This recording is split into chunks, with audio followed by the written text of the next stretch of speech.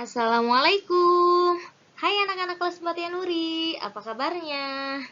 Alhamdulillah kita bertemu kembali di pembelajaran tentang tematik.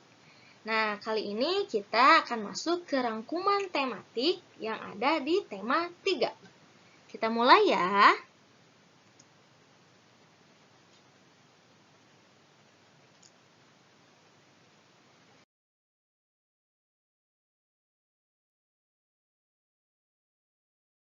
Di tema 3 ini, Bu Nurul sudah merangkum beberapa muatan pelajaran supaya kalian lebih mudah memahaminya ya. Yang pertama yaitu muatan bahasa Indonesianya. Di muatan bahasa Indonesia, kita akan mulai membahas mengenai wawancara, unsur wawancara, dan memahami kosakata baku juga kalimat efektif. Lalu, muatan yang kedua, kita akan beralih ke muatan IPA-nya, yaitu membahas tentang bagian-bagian tumbuhan, habitat, serta pelestarian hewan dan ciri-ciri hewan atau tumbuhan yang terawat dan tidak terawat. Selanjutnya mengenai muatan IPS. Di IPS ini kita akan membahas mengenai dataran yang ada di Indonesia, pemanfaatan hewan, cara menjaga serta memperbaiki lingkungan. Dan yang terakhir mengenai muatan SBDP. Nah, di muatan SBDP ini kita akan membahas mengenai kolase, mozaik, dan montase serta apresiasi seni. Siapkan semangat terbaiknya ya.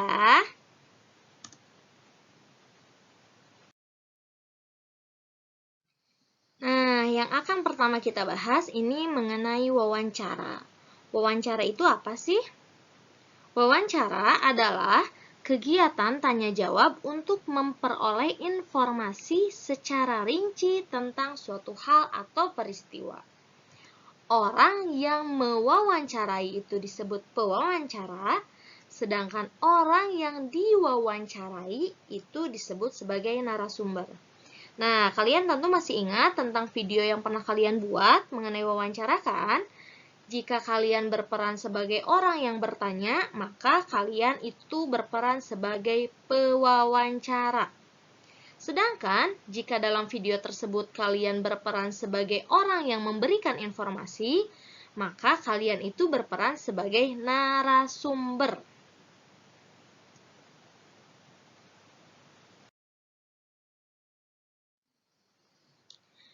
Saat melakukan wawancara, ada beberapa hal yang perlu diperhatikan. Di antaranya adalah kalian harus menentukan topik atau tema pembicaraannya terlebih dahulu.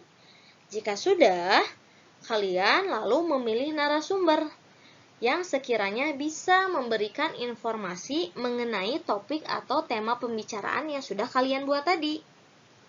Jika sudah dapat narasumbernya, kalian harus mulai menentukan informasi apa saja yang dibutuhkan untuk tema atau topik pembicaraan kali ini. Nah, yang terakhir adalah kalian mengurutkan atau membuat pertanyaan. Nah, dari sini kalian bisa menggunakan rumus 5W1H, yaitu who. Who ini artinya siapa.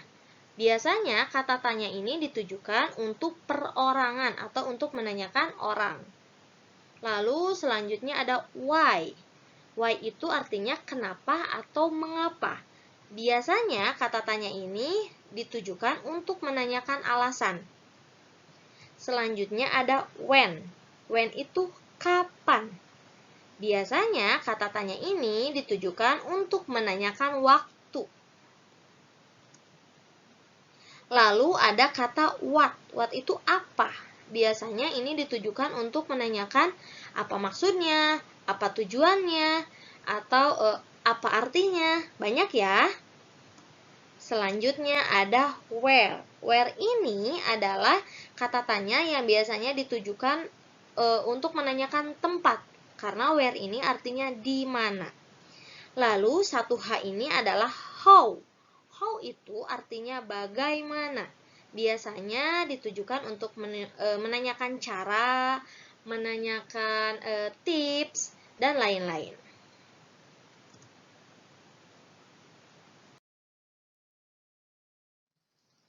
Memahami kosakata baku dan kalimat efektif.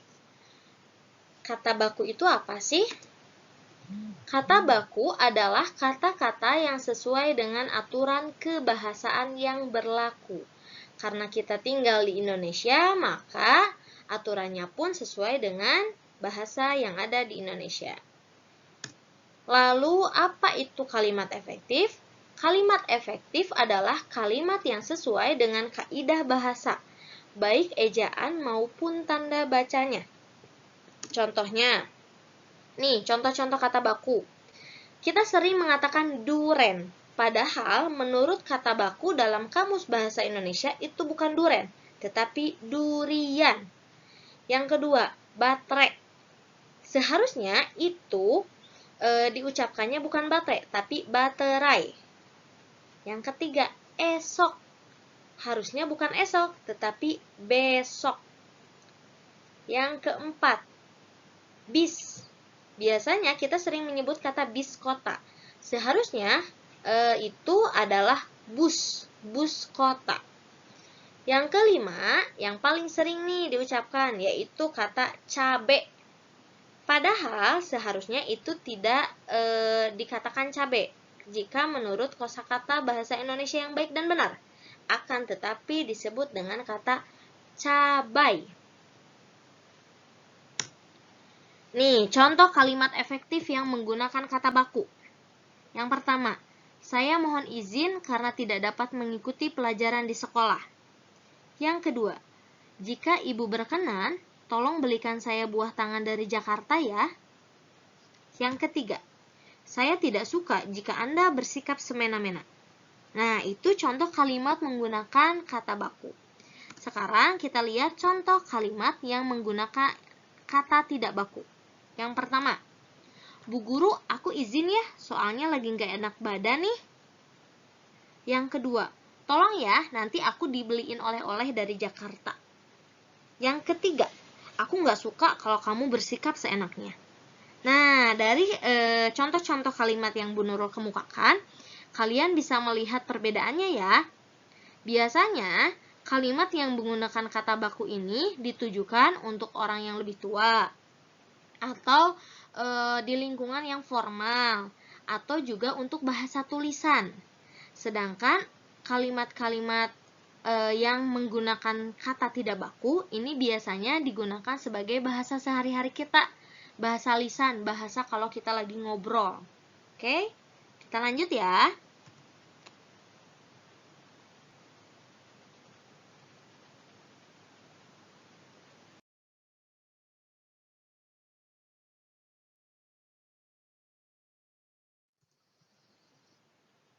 Nah, sekarang kita masuk ke muatan IPA. Muatan IPA ini kita akan membahas mengenai bagian-bagian tumbuhan. Bagian tumbuhan ini kan mulai dari paling bawah sampai paling atas. Nah, yang paling bawah ini ada yang namanya akar. Akar ini adalah bagian tumbuhan yang berfungsi untuk menyerap air dan zat hara tanah. Akar ini biasanya letaknya paling bawah ya.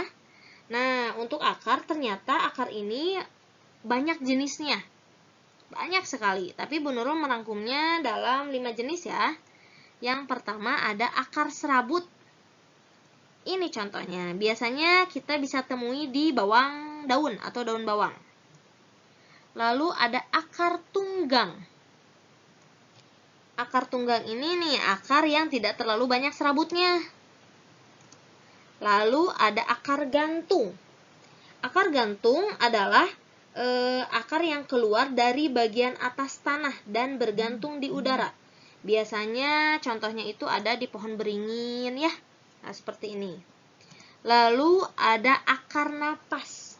Akar napas ini adalah akar yang muncul ke permukaan tanah untuk masuknya udara. Biasanya contohnya ada pada jenis pohon bakau, jenis api-api. Nih contohnya, kelihatan nggak ya? Lalu selanjutnya ada akar tunjang. Akar tunjang ini adalah akar yang tumbuh ke segala arah untuk menunjang batang pohonnya.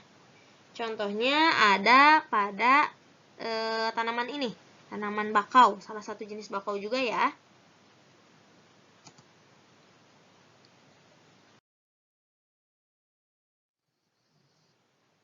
Lalu bagian tumbuhan lainnya ada batang.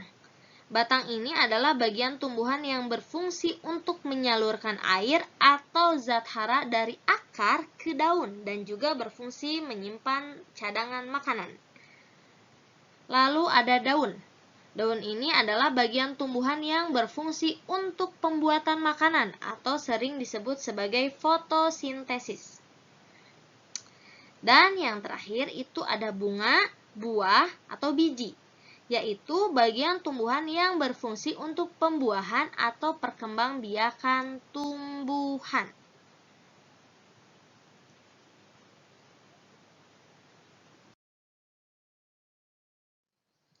Nah, sekarang kita beralih ke habitat dan pelestarian hewan ya. Apa sih yang dimaksud dengan habitat? Habitat itu adalah tempat tinggal atau berkembang biaknya hewan. Nah, di sini Bu Nurul mengelompokkan kepada dua ya. Yang pertama, habitat hewan yang di darat dan habitat di air. Yang di darat pun banyak macamnya. Ada hewan yang tinggal di gurun, di hutan, maupun padang rumput. Ada juga hewan yang hidup di air laut maupun air tawar. Lalu apa yang dimaksud dengan pelestarian? Pelestarian itu adalah sebuah usaha untuk menjaga keberlangsungan atau keberadaan hewan-hewan yang langka atau bahkan hampir punah. Nah, pelestarian ini bisa dilakukan dua macam ya. Ada pelestarian in situ dan juga pelestarian ex situ. Pelestarian in situ itu adalah pelestarian yang dilakukan pada tempat asalnya, seperti hutan lindung dan suaka marga satwa. Sedangkan pelestarian ex situ adalah pelestarian yang dilakukan di luar habitat aslinya, seperti taman safari, kebun binatang, maupun penangkarannya.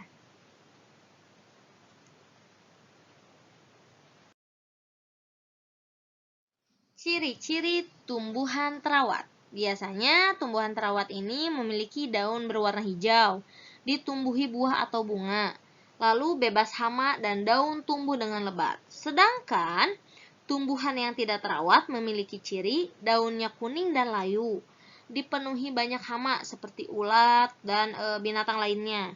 Lalu tidak subur tumbuhnya dan jumlah daunnya sedikit. Untuk jenis binatang, biasanya kalau binatang yang terawat itu bulunya akan bersih dan lebat. Lalu aktif bergerak, jarang sakit, dan badannya terlihat gemuk. Sedangkan hewan yang tidak terawat itu memiliki ciri biasanya badannya kurus, bulunya sedikit, banyak kutu, bau, dan tidak aktif bergerak.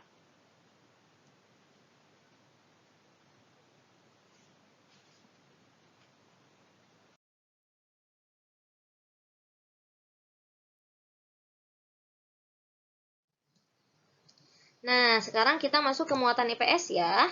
Di muatan IPS ini mengenai dataran. Dataran di Indonesia kita bagi pada 3. Yang pertama, ada dataran tinggi. Dataran tinggi ini adalah daratan yang berada 200-600 meter di atas permukaan laut. Biasanya kita sebut dengan pegunungan. Nah, mata pencaharian penduduknya adalah petani dan peternak, seperti daerah Lembang, Pangalengan, dan lain-lain. Lalu dataran yang kedua ada dataran rendah, adalah daratan yang berada 0 sampai 200 meter di atas permukaan laut. Nah, di dataran rendah ini biasanya mata pencaharian penduduknya itu lebih beragam, seperti ada yang menjadi petani, peternak, pedagang, pegawai, dan sebagainya. Yang ketiga adalah dataran pantai, yaitu daratan yang berbatasan langsung dengan laut. Tentunya kalian tahu kan mata pencaharian penduduknya? Yap, betul. Biasanya penduduk yang tinggal di daerah pantai, mata pencahariannya adalah sebagai nelayan.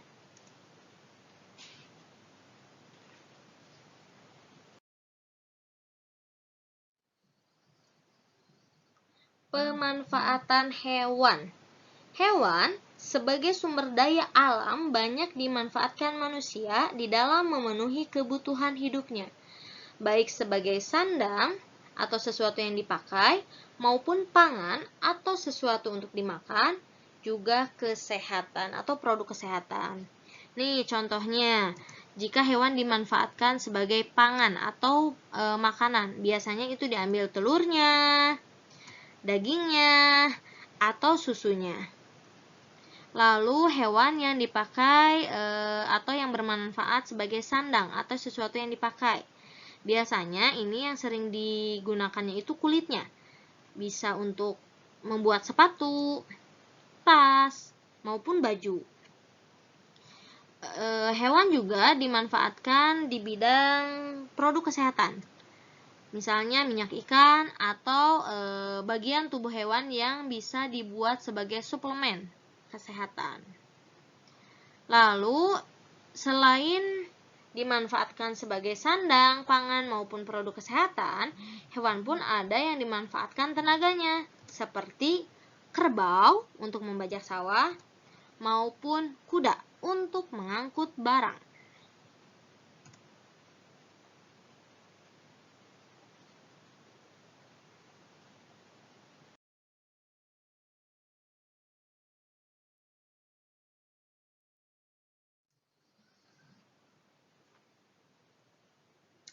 Nah, sekarang kita masuk ke muatan SBDP.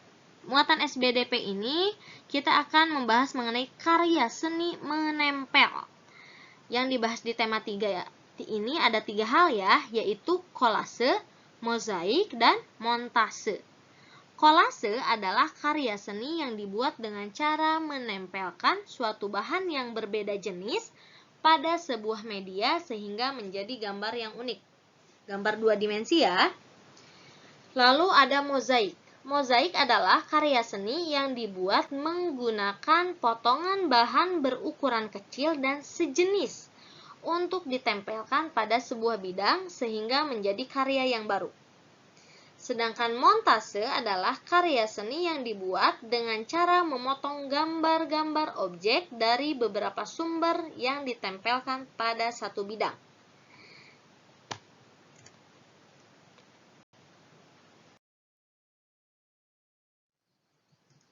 Nah, ini adalah contoh dari kolase. Kalian bisa lihat ya, kolase ini berbeda bahannya, ditempelkan dalam satu bidang yang sama. Sedangkan mozaik, ini biasanya dari jenis bahan yang sama. Misalkan kalau yang Bu Nurul sedang tunjukkan ini dari jenis keramik. Hanya berbeda warna, tapi jenisnya sama, yaitu jenis keramik. Atau jenis biji-bijian yang sering kalian buat ya, itu termasuk karya mozaik. Lalu ini adalah contoh dari karya montase. Jadi kalian mencari beberapa gambar untuk membuat satu tema tapi dari sumber yang berbeda. Misalkan gambar rumahnya dari majalah, dari koran, lalu gambar pohonnya dari media yang lain. Tinggal ditempel-tempel gambarnya sehingga membentuk satu tema yang nyambung. Nah, karya-karya ini perbedaannya ada di bentuk atau bahan jenis yang digunakannya. Jika kolase ini dari berbagai jenis bahan disatukan dalam satu bidang, sedangkan mozaik ini harus satu jenis bahannya, sedangkan montase ini berasal dari gambar yang sudah jadi. Nah, ketiga karya ini pun perlu diapresiasi. Apresiasi itu apa sih? Apresiasi adalah pemberian nilai yang baik terhadap suatu karya, baik kolase, mozaik maupun montase ataupun karya-karya yang lain.